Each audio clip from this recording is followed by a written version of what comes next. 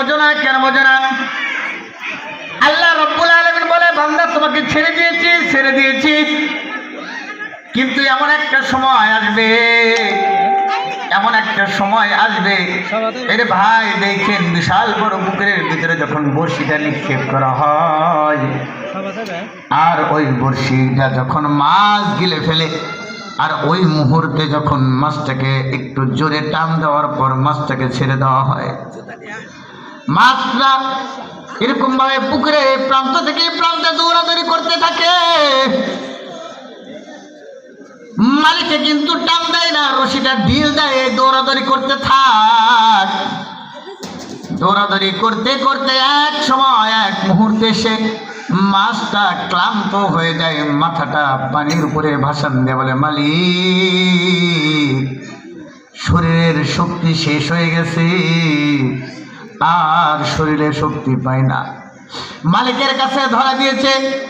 এ ভাইরা আমার, বন্ধুরা আমার, খুব ভালো মতো বুঝো, আল্লাহ রব্বুল আলামিন তোমাকে আমাকে দুনিয়াতে ছেড়ে দিয়েছে। আল্লাহ রব্বুল আলামিনের কাছে কিন্তু এরকম ভাবে রশিটা নাটাইটা কিন্তু আল্লাহ রব্বুল আলামিনের কাছে আছে। এ বান্দা, কেন বোঝো না?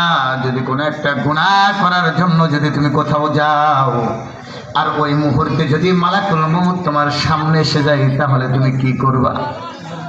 এই যে পাওয়ার, এই যে ক্ষমতা, এই যে শক্তি, সব ঠিক আছে, শক্তিও খাটাইতে গেলা, পাওয়ারও দেখাইতে গেলা, এমন মুহূর্তে যদি মালাকুল মউত তোমার এরকম ভাবে রুহটার ভিতরে একটু কেঁচা মেরে যদি একটু এরকম ভাবে শক্তিটা যদি একবারে ড্যামেজ করে দেয়, আর হাতটা তোলার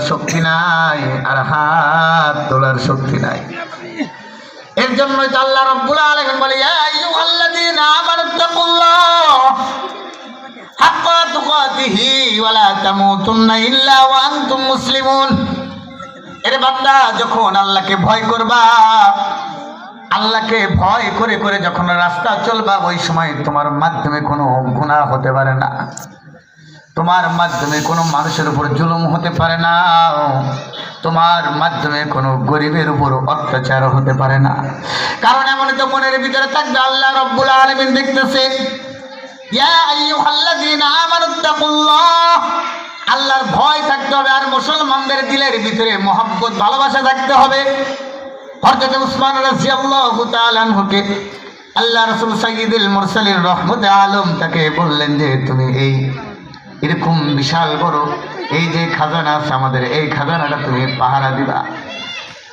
হযরত উসমান পাহারা দেওয়া শুরু করলেন।